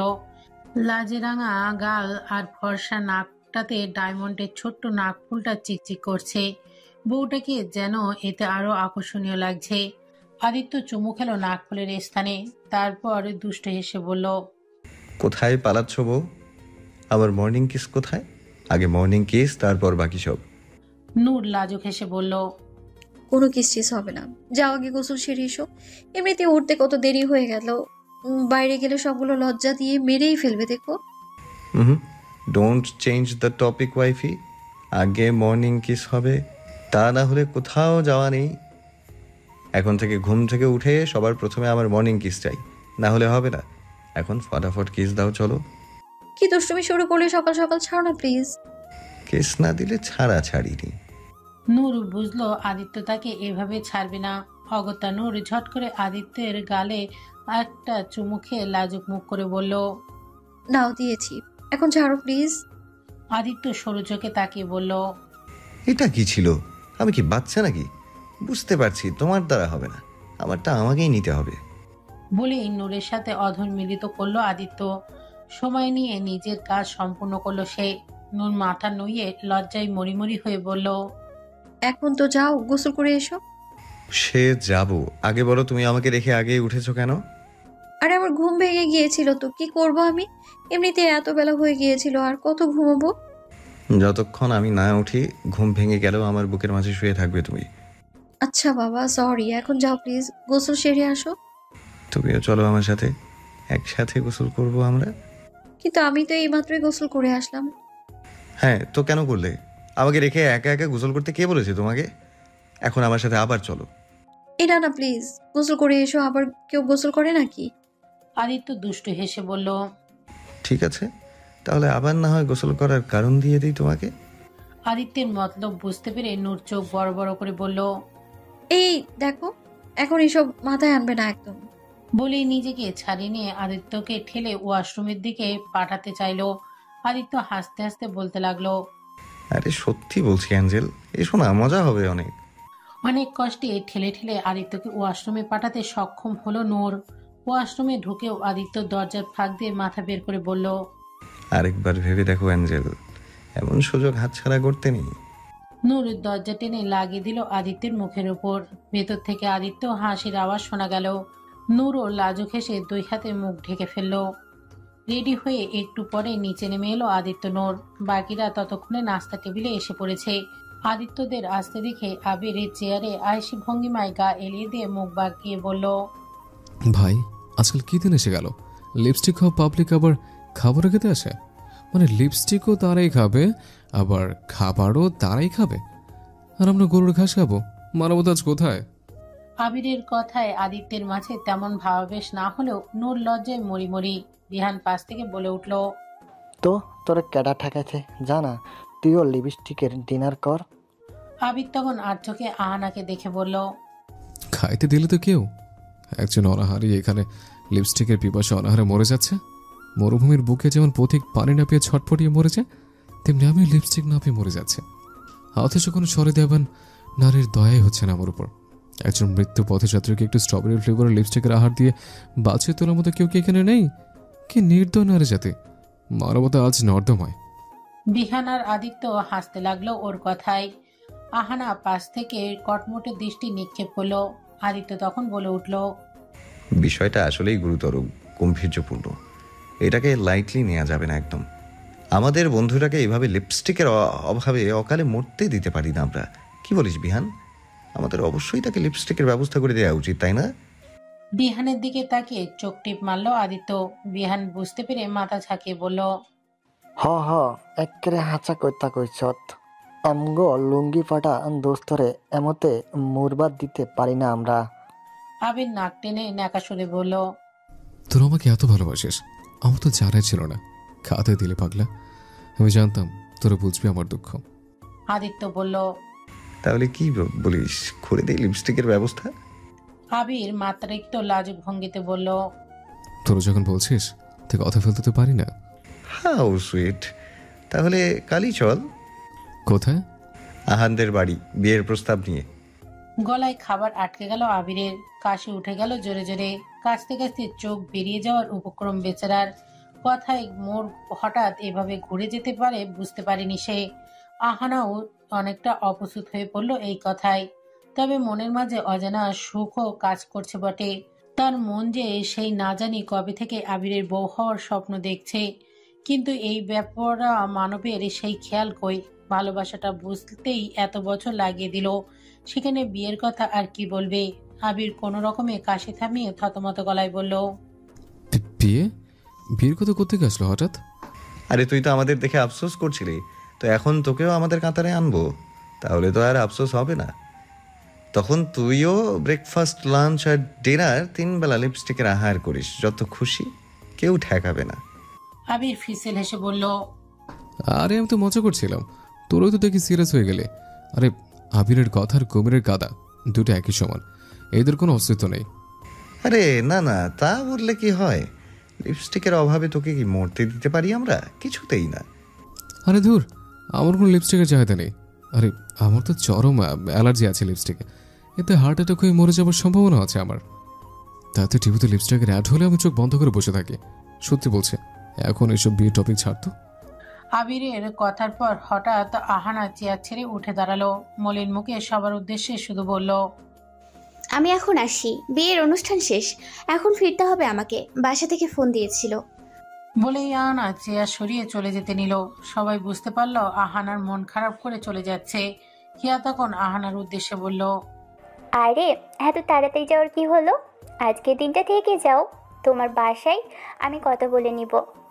আহানা মাথা নুয়ে কাঁধে ভ্যানিটি ব্যাগের ফিতা টানতে টানতে বলল, না ভাবি, যেতে হবে আমাকে, সামনে এক্সাম, পড়া মিস হয়ে যাচ্ছে আমার। আচ্ছা ঠিক আছে, কিন্তু একা যাবে কেন?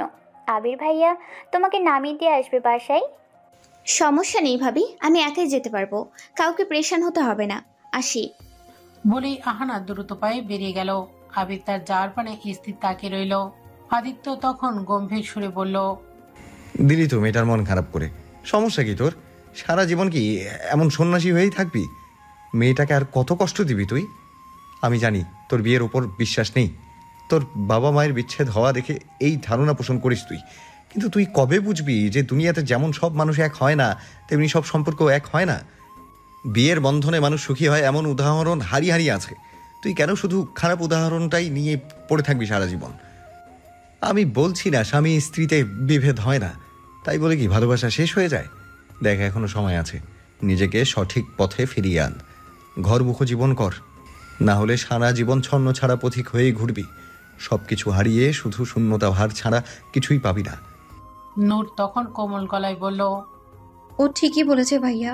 আর অহনা যথেষ্ট ম্যাচিওর আর সহনশীল বুদ্ধিমত্তা সম্পন্ন মেয়ে। ওর চোখে আমি আপনার জন্য ভালোবাসা দেখেছি। আমি জানি ও আপনাকে ঠিকই সামলে নেবে নিজের মতো করে। শুধু একটু হাত বাড়ানো দরকার আপনার, দেখবেন ও নিজেই আপনার জীবনের সকল পথ সুগম করে দিবে। আবির কিছু বলছে না, সুবোধ বালকের মতো শুধু চুপচাপ শুনে গেল ওদের কথা। আদিত্য বলল, এখন গাধার মতো বসে না থেকে যা, মেয়েটাকে মানা। কথাটা বলতেই আবির দ্রুত উঠে গেল বাইরের দিকে। আদিত্যের ফোঁস করে নিঃশ্বাস ছেড়ে বলল, এবার যদি গাধাটার মাথায় একটু সুবুদ্ধি হয়। আবির দ্রুত বাইরে এসে দেখলো আহানা এখনো যায়নি। পুল সাইডে ছাতা বিশিষ্ট চেয়ারে বসে আছে। আবির এগিয়ে গেল সেদিকে। কাছাকাছি যেতেই বুঝতে পারলো আহানা কাঁদছে। আবির কাছে এসে বলে উঠল, কিরে, বিয়ের আগে বিধবদের মতো বড় কান্না করছিস নাকি আমাকে লিপস্টিক না খাওয়ানোর শোকে কাঁদছিস? ব্যাপার না, এখনো চাইলে খাওয়াতে পারিস। তুই তো জানিস আমি কত মহান, কারো কান্না দেখতে পারি না।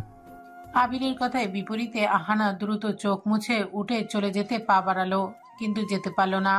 আবির তার হাত ধরে টান মেরে নিজের বাহু ডোরে আটকে ফেলল। আহানার মশরামশরি করে নিজেকে ছাড়ানোর জন্য সর্বশক্তি লাগালো, কিন্তু ছাড়ল না আবির। এক পর্যায়ে ফুঁপিয়ে উঠল আহানা। নিজেকে ছাড়ানোর চেষ্টা করে বলল, ছাড়ুন আমাকে, যেতে দিন। কেন আটকে রেখেছেন? আবির দুষ্ট হেসে বলল, স্ট্রবেরি চুমুনিতে যাওয়ার আগে বনয় শোধ করে তো চা, তা না হলে যেতে দিচ্ছে না কোথাও। ক্ষিপ্ত অশ্রুসিক্ত দৃষ্টি নিক্ষেপ করল আবিরের পানে। নাক ফুলিয়ে চল শক্ত সর্বশক্তি দিয়ে আবিরকে ধাক্কা দিয়ে সরিয়ে দিল সে। আবারও যেতে উদ্বিগ্ন হলো। আবির এবার দৌড়ে সোজা আহানাকে কাঁধের উপর তুলে নিল। আহানা হাত পা ছড়াছড়ি করতে লাগলো নিজেকে ছাড়ানোর জন্য। আবিরের পিঠে কেলাতে লাগলো রাগে, কিন্তু কাজ হলো না কিছুতেই। আবির তাকে নিয়ে আবারও পুলের পাশে চেয়ারে এনে বসালো, নিজেও বসলো তার পাশে। কিন্তু আহানা উঠে চলে যেতে চাইলো আবারও। আবির আহানার দুই বাহু ধরে ধমকে উঠে বলল, চুপ, একদম নড়বি না। একটু নড়বি তো উঠিয়ে পুলের বাড়িতে ছুঁড়ে মারবো। কখন থেকে তেরে মেরে করছিস? পুরো এনার্জি শেষ করে দিলে আমার। আহানা অভিমানী সুরে বলল, কে বলেছে শেষ করতে? ছেড়ে দিন আমাকে। কেন আটকে রেখেছেন? আপনি তো চান না আমাকে। আমার যা খুশি হয়ে যাক, তাতে আপনার কি? আপনি আপনার সিঙ্গেল লাইফ নিয়ে খুশি থাকুন।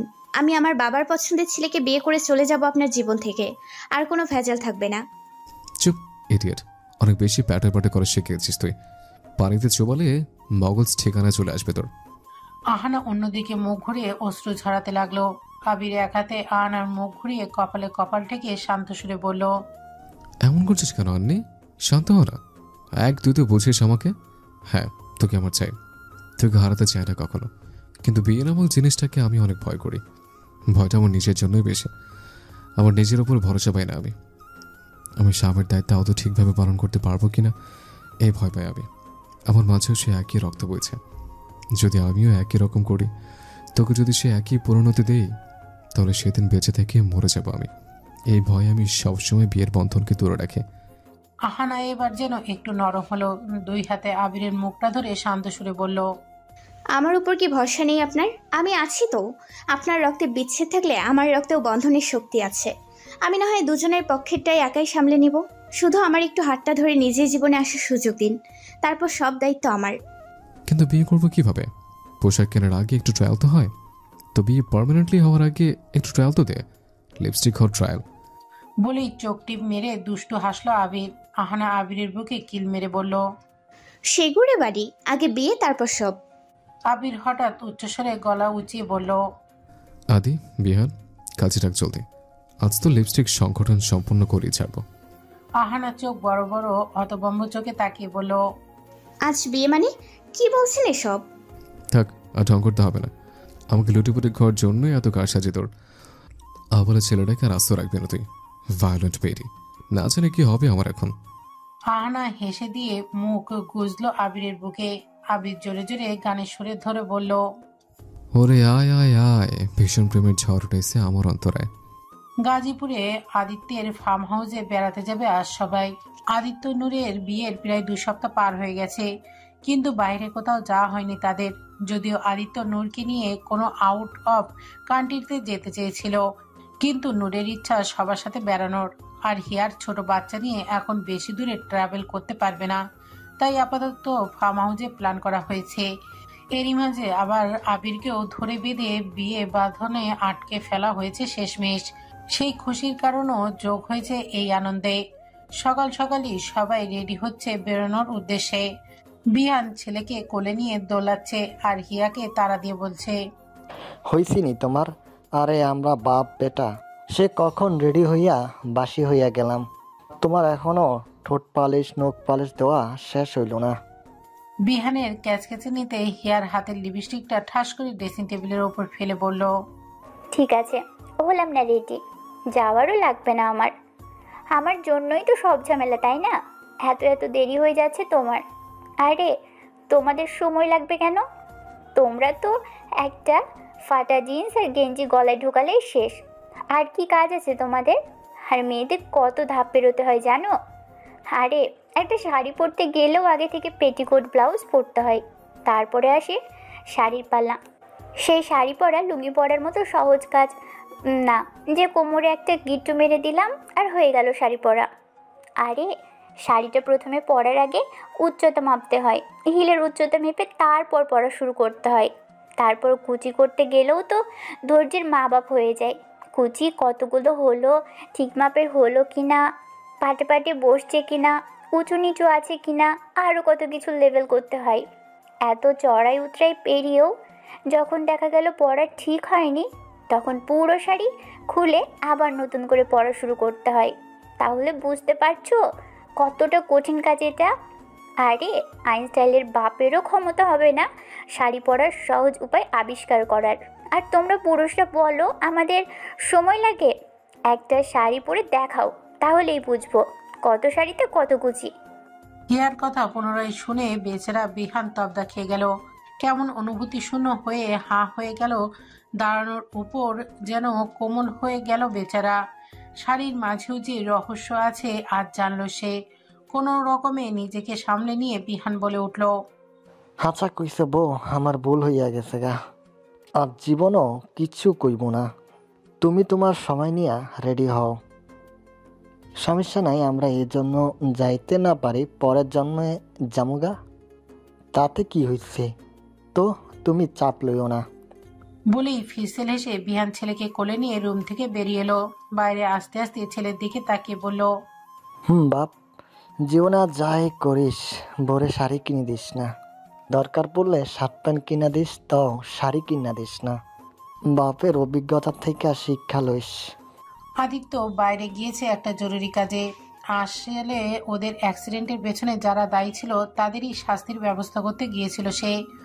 অপরাধী ওর শত্রুপক্ষের লোক ছিল, যারা ওর উপরে অনেকবার হামলা চালানোর চেষ্টা করেছিল।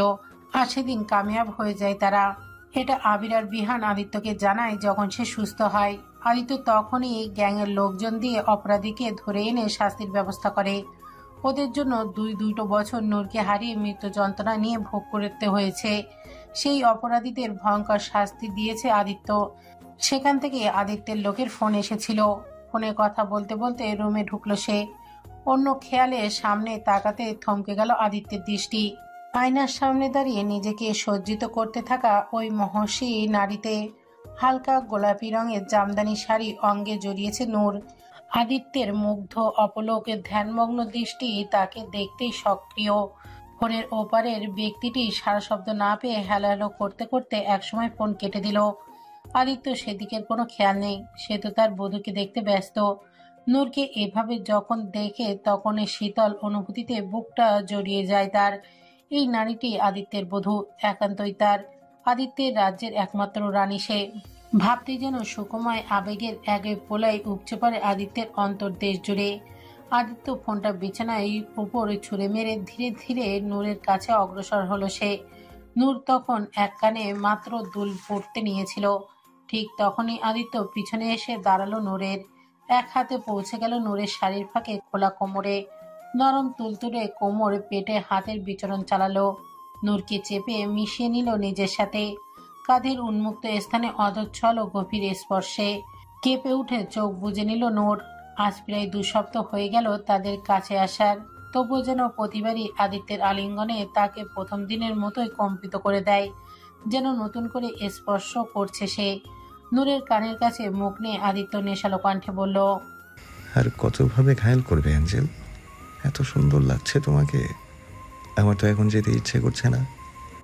আমরা বরং আজ থেকে যাই, ওরা যাক, এরপর এ বাড়িতে শুধু আমরা দুজন, মজা হবে না বলো? দুষ্টুর আভাস আদিত্যের কণ্ঠে। কথাগুলো বলে নূরের কানের লতিতে আলতো করে কামড়তে ধরল সে।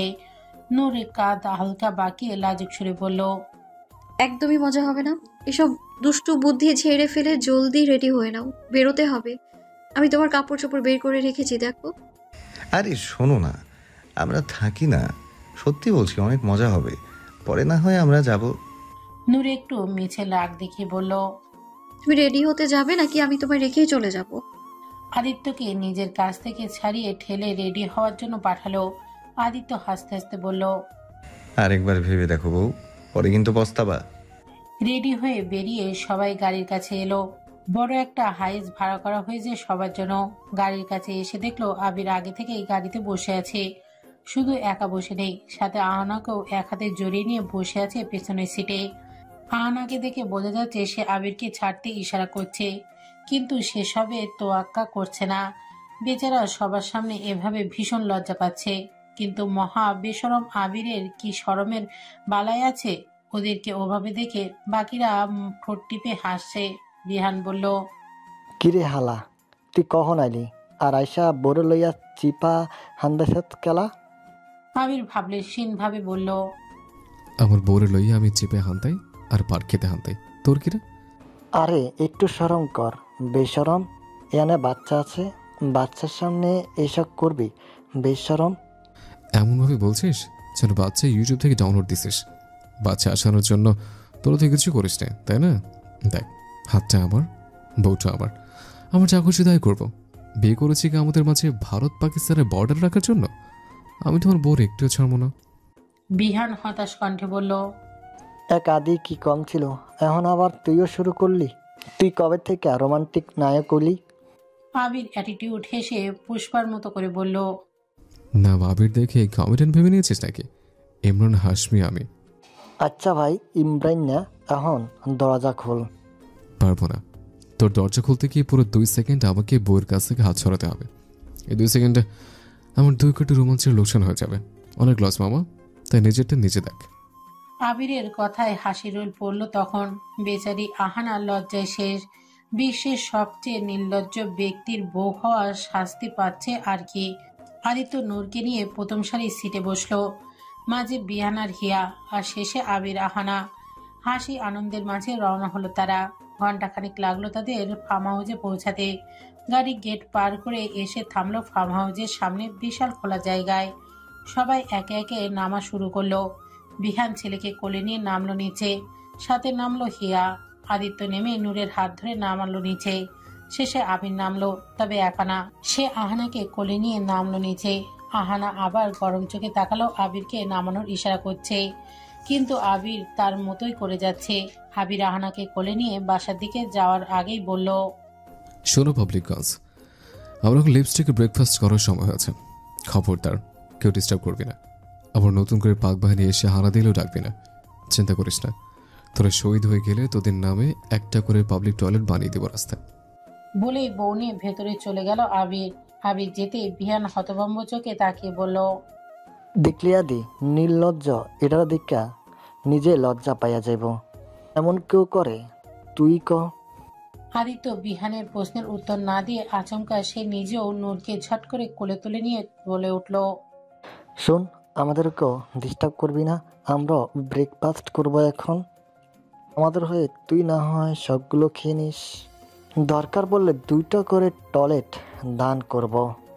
বলেই আদিত্য বউ নিয়ে পগার পা। বেচারা বিহান বেওকুফের মতো হা হয়ে তাকানো ছাড়া আপাতত কোনো প্রতিক্রিয়া খুঁজে পেল না। তবে হঠাৎ বন্ধুদের ক্রিয়কর্মা দেখে বিহানেরও কেমন পুলকিত নজরে তাকালো হিয়ার দিকে। তবে তার আশার উপর বুলডোজার চালিয়ে দিয়ে হিয়া তাতানো গলায় বলে উঠল, কি এভাবে কি দেখছো? ঢংবাদ দিয়ে যাও, গিয়ে বাবু ডাইপার চেঞ্জ করে দাও। বলেই হিয়া বাসার দিকে হাঁটা ধরল। বিহান অসহায় মুখে কোলে শিশু ছেলেটার দিকে তাকিয়ে বলল, তুই আর কিছুদিন পর আসলে পারতি তো বাপ। আজ আমিও ব্রেকফাস্ট অভিযানে যোগ দিতে পারতাম। সবাই একটু রেস্ট করে নিয়ে বের হলো বাইরে। ঘুরে ঘুরে দেখলো ফার্ম হাউসের এরিয়া। অনেক সুন্দর আর মনোরম পরিবেশ এখানে। চারিদিকে সবুজ গাছগাছালি আর প্রকৃতির মায়ায় ঘেরা। নূরের অনেক ভালো লাগছে এখানে। আদিত্য হাত ধরে আছে নূরের। নূরও আদিত্যের বাহু ধরে আশপাশে চোখ বোলাচ্ছে। কিছুক্ষণ ঘোরাঘুরি করে দুপুরের দিকে ছেলেগুলো সুইমিং পুলে নামলো। পুলের মাঝামাঝি নেট টাঙিয়ে পানিতে ভলিবল খেলবে তারা, কিন্তু সমস্যা হলো দল বিভক্ত করা নিয়ে। 3 জন হওয়ায় দল ভাগ করতে গোলযোগ হচ্ছে। আবির তখন বলে উঠল, এক কাজ কর, আমি আর আদি 2 দলে, আর বিহান তুই দুধ ভাত দুই পক্ষ থেকে খেলবি। বিহান তেতে উঠে বলল, কেন কেন আমি কেন দুধ ভাত হতে যাবো? হ্যাঁ, তুই হয়ে যা দুধ ভাত। দেখ ভাই, বোঝার চেষ্টা কর, আমরা তিনজন তো ফেয়ার কিভাবে হবে? আরে এটা তো তোরই লাভ, যে দলে জিতুক তুই জিতে যাবি। হ্যাঁ, তুই হয়ে যা দুধ ভাত। আমাকে কেন বলছিস? আমি কি একবার বান্দর মতো একবার ওর কাছে একবার তোর কাছে দৌড়াবো? আমাকে কি বোকা ভেবেছিস নাকি? ও মা, এতে ভাবার কি আছে? তুই যে বোকার জাতির পিতা এটা তো সারা বিশ্ব জানে। আজ তুই আছিস বলেই বোকারা এখনো জীবিত আছে। তুই তো এদেশের গর্বরে পাগল। পৃথিবী বলবে এই সেই দেশ যেখানে জন্ম হয়েছিল এক মহান বোকা জনগোষ্ঠীর মালিকের। আবিরের তিরস্কারে বিহান খেপে গিয়ে আবিরের মাথায় ধরে পানিতে ঠেসে ধরল। পানির ভেতরে কেলাতে লাগলো তাকে। ওদের কাণ্ড দেখে মেয়েগুলো হাসতে লাগলো খিলখিল করে। আদিত্য তখন বলে উঠল, আরে কি শুরু করলি তোরা? আমি একাই নিজের দলে যথেষ্ট, তোরা দুজন এক দলে হয়ে যা, তাও দেখ পারিস কিনা আমাকে হারাতে। অতঃপর সেই অনুযায়ী খেলা শুরু হলো। দেখা গেল ওরা দুজন মিলেও আদিত্যের সাথে পেরে উঠছে না। বিহান তখন আবিরের উদ্দেশ্যে বলল, কিরে, তখন তো বহুত বাহাদুরি দেখাতেছিলি, এখন কি হলো? এমতেই হইব। অতিমাত্রায় লিপস্টিক সুবাসকরণের কারণে অকজ হয়ে গেছিস তুই। অন্যদিকে মেয়েরা পুলের পাশেই বসে আড্ডা দিচ্ছে আর ওদের কাণ্ড দেখে হাসছে।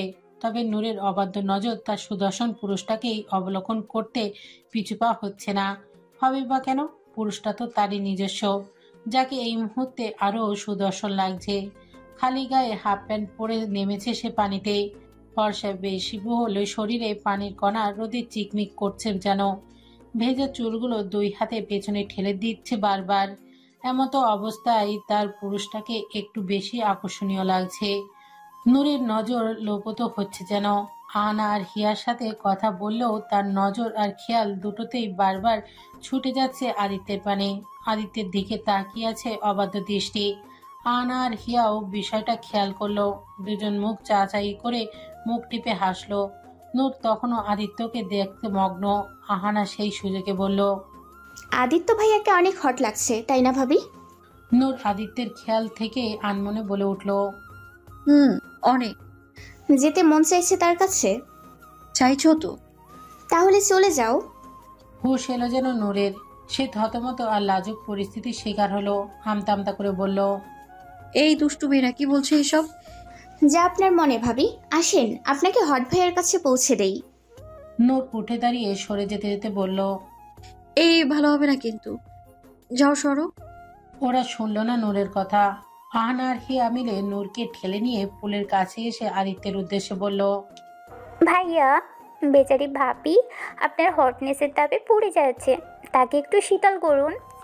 বলেই দুজন ধাক্কা মেরে নূরকে ফেলে দিল আদিত্যের কাছে। আদিত্য নিচ থেকে কোলের উপর ধরে নিল নূরকে। ভুরু কুচিয়ে দুষ্টু নজরে তাকালো আদিত্য। লজ্জায় দুই হাতে মুখ ঢেকে ফেলল নূর। অন্যদিকে নূরকে ফেলার পর আহানা দুষ্টুমি করে হিয়াকেও ফেলে দিল। আর হিয়া পড়তে পড়তে আহানার হাত ধরে তাকে সহই পড়ল। অতঃপর সবগুলো পানির মাঝে সবাই মিলে পানিতে আনন্দ উল্লাসে মেতে উঠল। সারাদিন সবাই অনেক আনন্দের মাঝে কাটলো। রাতেও ডিনার শেষে অনেকটা সময় সবাই মিলে আড্ডা দেয়। হিয়ার ছোট্ট বাচ্চা থাকায় সে বেশিক্ষণ আর থাকতে পারল না। একসময় দুষ্ট আবিরও তার বউকে টেনে নিয়ে চলে যায়। সবাই চলে গেলে নূর আদিত্যকে বলল, চলো আমরাও এখন শুয়ে পড়ি, গিয়ে রাত তো অনেক হলো। নূর এগোতে নিলে আদিত্য হাত ধরে টেনে ধরলো, তার কাছে এনে বলল, আমরা রুমে যাব না আজ। তো কোথায় যাব? আসো দেখাচ্ছি। আদিত্য নূরের হাত ধরে বাসার বাইরে নিয়ে এলো। নূরও কৌতূহল মনে বাধ্য মেয়ের মতো আদিত্যের সাথে এগোলো। বাসার বাইরে এসে ফোনের রেড টর্চ জ্বালিয়ে হাঁটতে হাঁটতে ফার্ম হাউসের উল্টো পাশে নিয়ে এলো। নূর এখনো কিছুই ঠাউর করতে পারছে না যে আদিত্য আসলে কি দেখাতে আনলো। আর কিছুটা সামনে এগিয়ে এসে থামলো আদিত্য। সেখানে ছিল এক বিশাল বড় বটগাছ এবং অনেক পুরনো সেটা। ডালপালা বিস্তর চারিদিকে। গাছের সাথে লাগোয়া কাঠের সিঁড়ি দেখিয়ে আদিত্য নূরকে নিয়ে সেই সিঁড়ি বেয়ে ধীরে ধীরে ওপরে উঠতে লাগলো সাবধানে। যত উপরে যাচ্ছে নূরের বিস্ময় তত বাড়ছে যেন। একসময় সিঁড়ির অন্ত এলো আর সামনে যা পেল তাতে নূর অভিভূত। এখানে বটগাছের ওপরে একটা অত্যন্ত সুন্দর ট্রি হাউস করা আছে। অনেকটা বড়সড় হাউসটা। ছোটখাটো সংসার আরামসে থেকে যেতে পারবে এমন ঘর। ঘরের সামনে কাঠের ফ্লোরিং করা খোলা বারান্দা। বারান্দায় বেলি ফুল ছেটানো আছে হাজারো। এত অভূতপূর্ব সুন্দর সে দৃশ্য দেখে নূর সত্যি যেন বাকরুদ্ধ। আদিত্য মুচকি হেসে বলল, এটা আমার ট্রি হাউস। দাদাজান আমার জন্য বানিয়ে দিয়েছিল ছোটবেলায়। এখানে আমার অনেক সময় কেটেছে।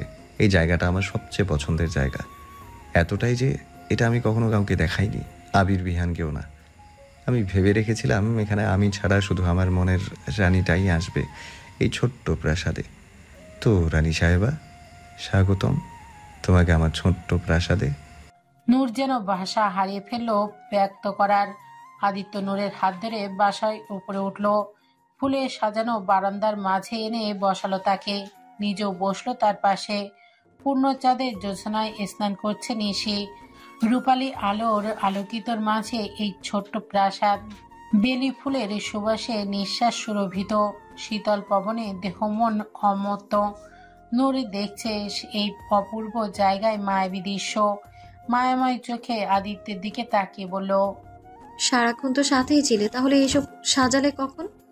আদিত্য মুচকি এসে নূরের গালে হাত রেখে বলল, কি কখন করেছি তা দেখে তোমার কাজ নেই। তুমি শুধু বলো কেমন লাগলো তোমার এই মহলটি। নূর মায়াবী হেসে দুই হাতে আদিত্যের মুখটি ধরে বলল, ঠিক তোমার মতো। যেমন তুমি আমার কাছে সবচেয়ে সেরা মানব, তেমনি এই জায়গাটাও তোমার মতোই সেরা। তুমি মানেই ভালোবাসার বিশাল সাম্রাজ্য। তোমার সব কিছুতেই ভালোবাসাময়। এত কিভাবে ভালোবাসতে পারো তুমি? আমার যে নিজের উপরই হিংসা হয়। আমি কি পারবো তোমার সমান ভালোবাসতে? আদিত্য মায়াবী হাসল। অদর ছোয়ালো নূরের কপালে, দুই চোখে আর গালেও ছোয়ালো এবং নূরের সাথে অষ্টদয় মিলিত করল। চুম্বন শেষে আদিত্য নূরের কপালে কপাল ঠেকিয়ে বলল, তুমি যে নীলাভ সিন্ধু, যার অতলে ডুবে হতে চাই নীলিন। তোমাতে হারাতে চাই নিঃশেষ করে নিজের প্রতিটি বিন্দু। চোখ ভিজে আসে নূরের। সুখের অশ্রু যে। আদিত্য নূরের কোলে মাথা রেখে শুয়ে পড়ে। নূর মাথা নামিয়ে অদচ্ছল আদিত্যের কপালে পরম আদরে হাত বুলিয়ে দেয় আদিত্যের চুলের গভীরে। আদিত্য নূরের অন্য হাতটা বুকে জড়িয়ে অপলক দৃষ্টিতে তাকিয়ে দেখে তার নিজস্ব চাঁদকে। এই দেখায় শেষ নয়, অনন্তকাল অনন্ত প্রহর কাটিয়ে দিতে চাই সে শুধু এটা দেখেই। মায়ার সাগর চোখে নিয়ে আদিত্য গেয়ে উঠল,